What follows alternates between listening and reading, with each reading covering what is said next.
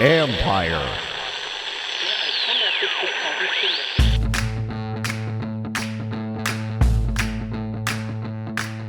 Hello and welcome to my podcast. Do me a favor, subscribe to the John Carm Report wherever you get your podcasts. You're watching on YouTube, hit that like button, hit that subscribe button. You can find us there as part of Empire Media. That's AMPIRE. Always much appreciated when you tune in. And when you go to the Empire Media page, you want to become a member, there's a place where you see the word join. Click on that. You see what level of membership you'd like to become. Thank you to everybody who's joined so far. Appreciate the support. Anyways, you want to do that? There it is. And don't forget, you can always read my work on ESPN.com. I have a story up now about the Commanders' options with the number 2 pick as far as, do you stay put? Do you trade back? Do you trade up? And so I went through each option, why it makes sense, why it doesn't. Anyway, it's all on there now. In a few minutes, I'm going to be joined by former Washington Redskin linebacker Ryan Kerrigan turned assistant coach. Now, I had a chance to talk to Ryan one-on-one a couple weeks ago when we met with the assistant coaches, and I played this particular interview for the club members a week and a half ago, but I want to play for you now. If you want to skip right to the interview, it's at the end. It's about 4 or 5 minutes long. And for everybody always asks, why not put video? Of course I would want video. But when I do these one-on-ones, it's a lot easier to do it when you're in person. It's a lot less awkward to do it with the way I did it. That's why I do it this way. And it's also collecting work for ESPN. That's my job. And so that's the best way for me to do it. That's why I do it this way. Of course, yes, I would always prefer video. If it's in a group setting, I use video because it's less awkward. There you go. Anyway, so again, 4 or 5 minutes long, end of the show. There you go. So what I'm going to do today is go over some of the connections that Adam Peters and Dan Quinn have as far as guys to watch for possibly in free agency. So a lot about like the Cowboys and the 49ers, but a couple names that may have connections. One in particular, a linebacker that has a connection here or to Adam Peters that I want to get into. So I'm going to get into that in a minute. I'm going to start with, though, just a brief update on the stadium situation because of what's going on with the Caps and the Wizards and their inability to get the deal done in Virginia. So what does that mean for the Commanders in a possible stadium in either Virginia or the district? Now in Virginia, clearly there's not an appetite toward giving billionaires money and funding for a stadium. So if that continues, it certainly doesn't bode well for the Commanders building a stadium in Virginia. Now, the other thing is, of course, is RFK. I think we all know that would be the primary spot they'd like to go, just based on, for a lot of reasons.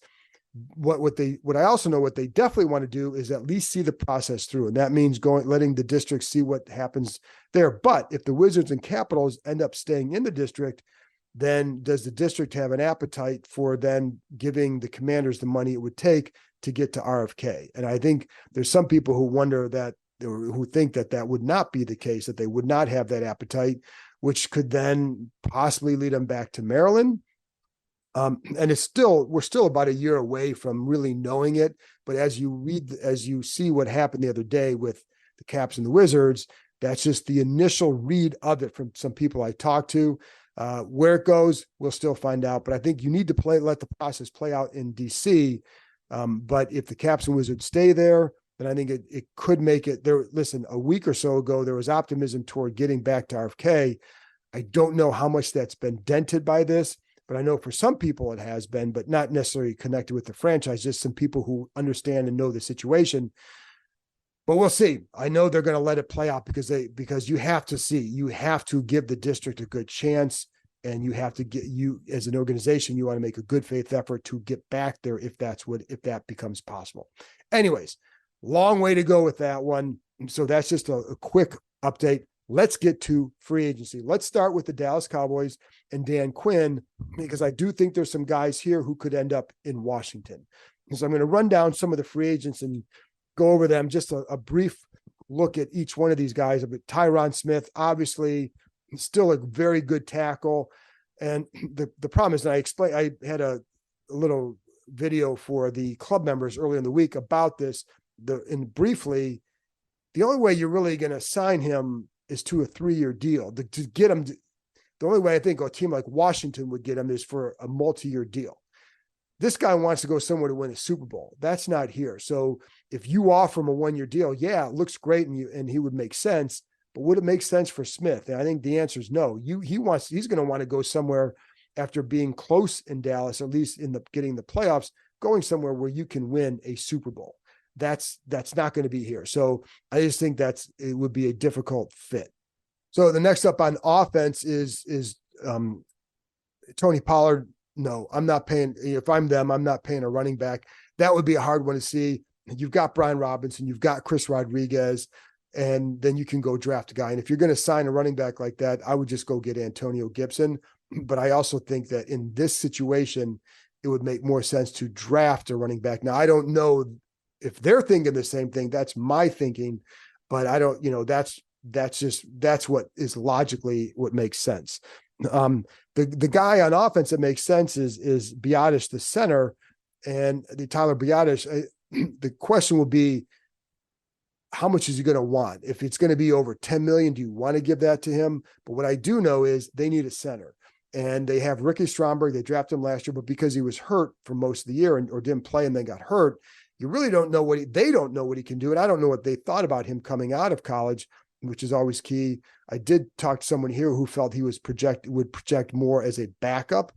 So, but bottom line is you can't go into the season with him as your starter, and Tyler Larson keeps getting hurt. So that wouldn't make sense either. So you're going to want a veteran center, to me, to pair, especially if you're going to get a rookie quarterback. Get the veteran center, help the guy out by having someone who can help him with protection calls. Biadasz is a solid center, so it would make sense. I just don't know what the price tag is going to be.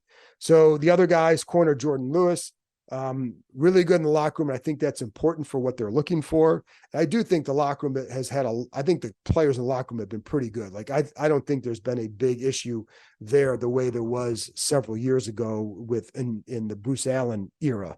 Lewis, though, I think he does have an issue with the foot. So I don't know, but he's a good slot player, but I don't know where he's at with the injuries, with the health situation. That could be an issue. One of the guys that I think is definitely someone to watch is Dorrance Armstrong. So the defensive end, they need defensive ends. He's a guy that my understanding is that a guy that Quinn liked in Dallas, and he did a nice job for him. I think he had 7.5 sacks last year. Solid guy in the locker room. So he makes sense, but he would come in here and fill a need right away for them. Is he great? No, but I think he's a guy that knows the defense and they know him more importantly. And I think then it's like, how do you fit? And clearly he's a guy that learned to work with a lot of talent around him and succeeded because of it. Stephon Gilmore, he's in his early to mid 30s.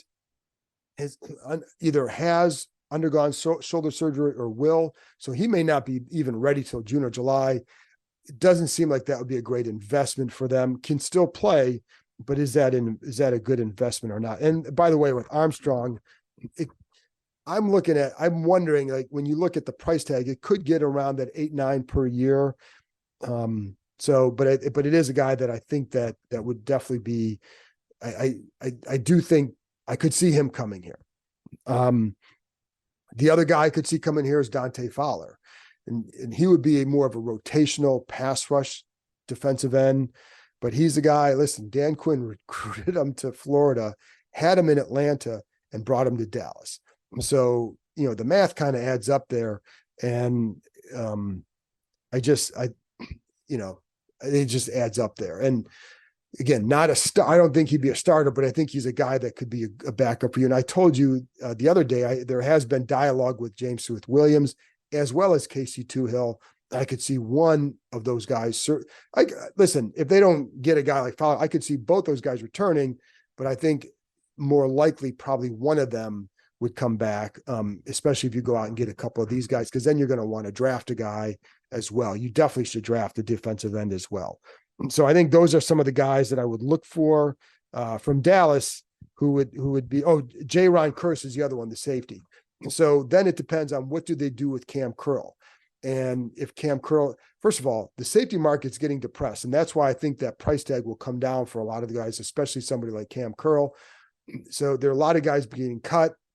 Justin Simmons was cut. Jordan Poyer cut.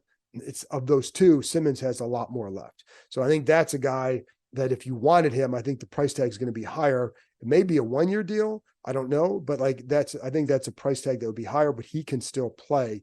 Also, Adam Peters was was with the Broncos when they drafted him in 2016, for whatever it's worth. But Kearse is another guy that, because he played in Dallas, he played for Witt and Quinn, that he would be a lot cheaper. So if you don't keep Cam Curl, if you feel like he's too expensive, this would be an inexpensive option, a more inexpensive option, not coming off his best year. Before, I know going last year, I know he was considered a leader. I think, Quinn likes to play 3 safeties, so you're going to want a guy. And I think it'd be good to have a veteran back there whoever you get back there, you need it to be a good communicator, because you do have youth around you. You're going to have, I think Quan Martin can be a good communicator as well. I think he's a smart player. Derek Forrest, I think, can help with that. And so, you do have some young guys. Percy Butler, I think, can grow into them more of that, but he may just be more of a 4th safety. And I think I'm expecting them to bring back Jeremy Reeves, but sometimes what you expect and what happens are 2 different things. But I think I would still, if you're going to go out and get a guy that's going to be part of that 3-man rotation, it's got to be a guy who communicates well, and that is a strength of theirs. So anyway, so that's it. That's it with Dallas. So let's look at the 49ers.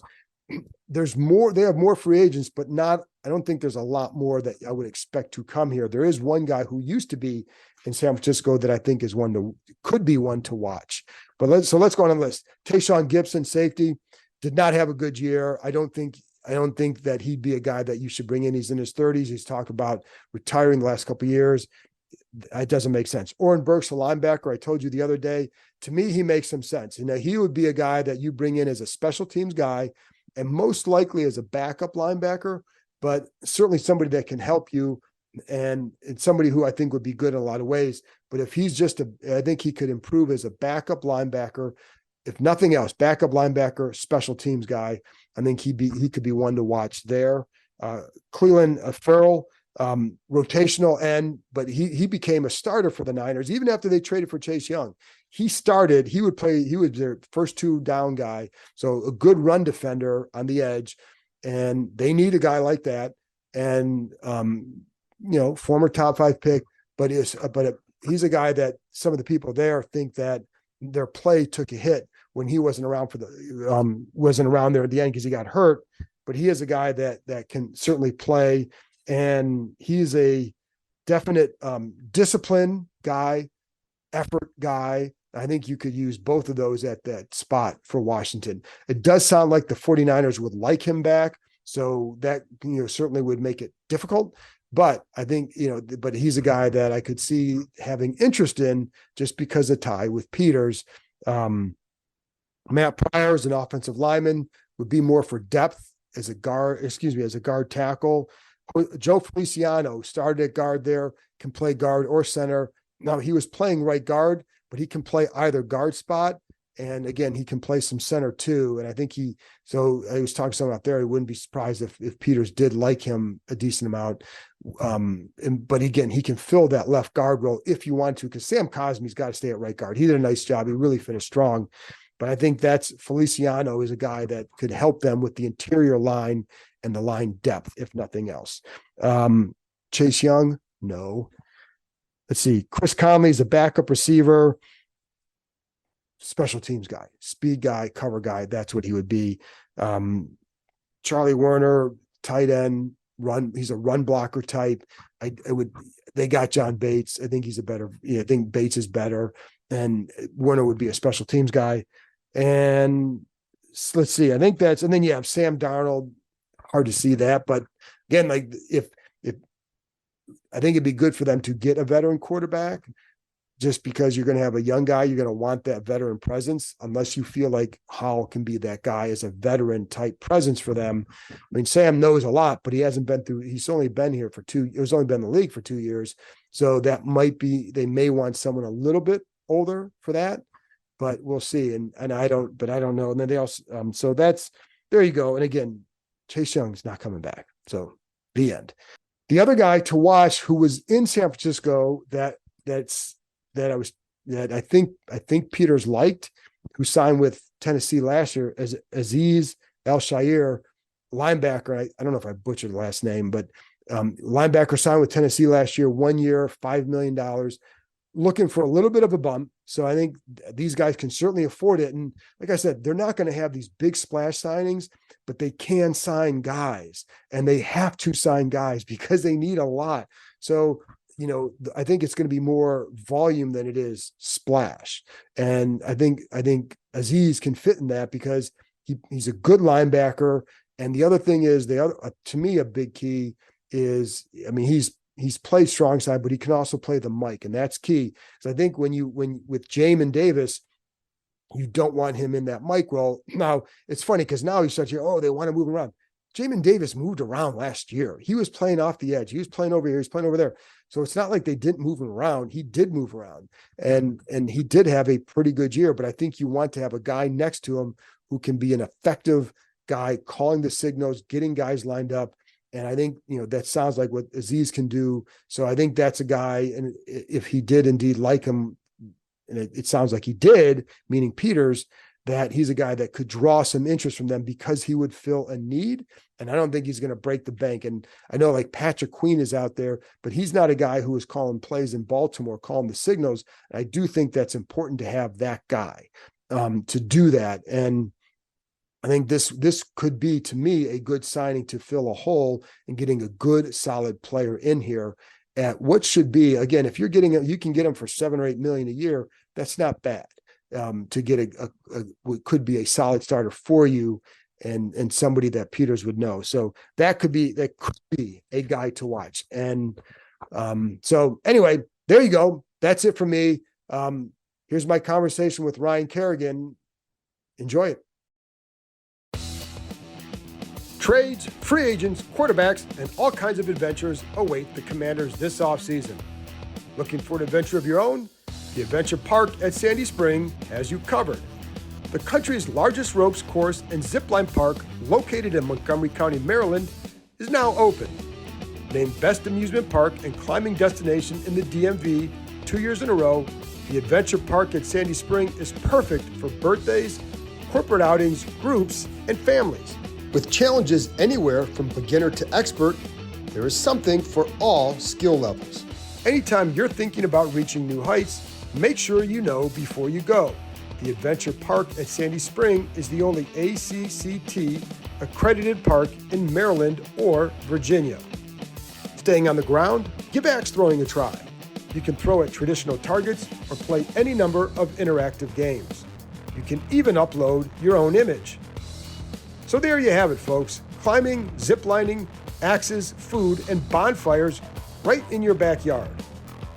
Reserve your adventure today at www.theadventurepark.com/kind. That's www.theadventurepark.com/kind. For you being back and in a different role, like, what does it mean for you to be back? It means a lot. I mean, obviously, I'm young in my coaching career, but I'm loving it, and I want to continue my coaching career. But being able to do it here, where this organization means a lot to me, I have a lot of history here. It really just means a lot, and especially with a fresh start, with Coach Quinn, it's really cool. Where you got a different role. So what is your role going to be? Is it pass rush specialist and all that? I mean, this feels like you're going back to some of your 3-4 days.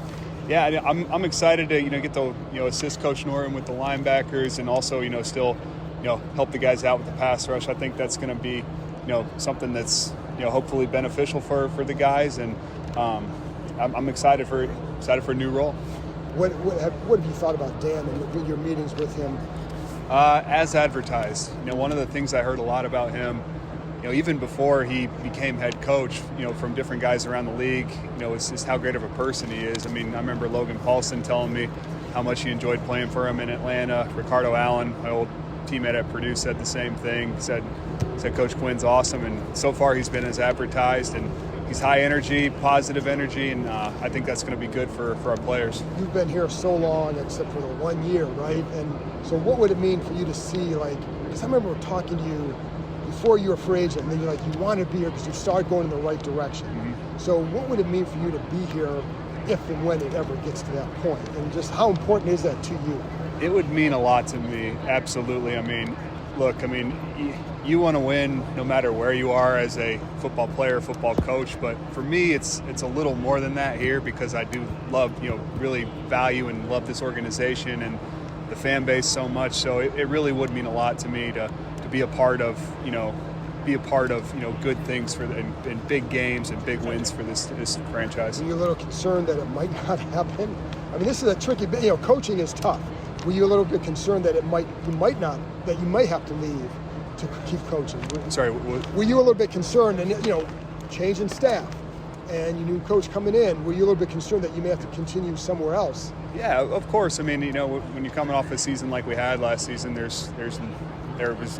had in-season change. There's no doubt there was going to be change. So I do feel fortunate that I get a opportunity to continue on here, because I do feel like I add a lot of value, and I'm glad that Coach Quinn sees it that way too, and hopefully hopefully that produces good fruit in the season.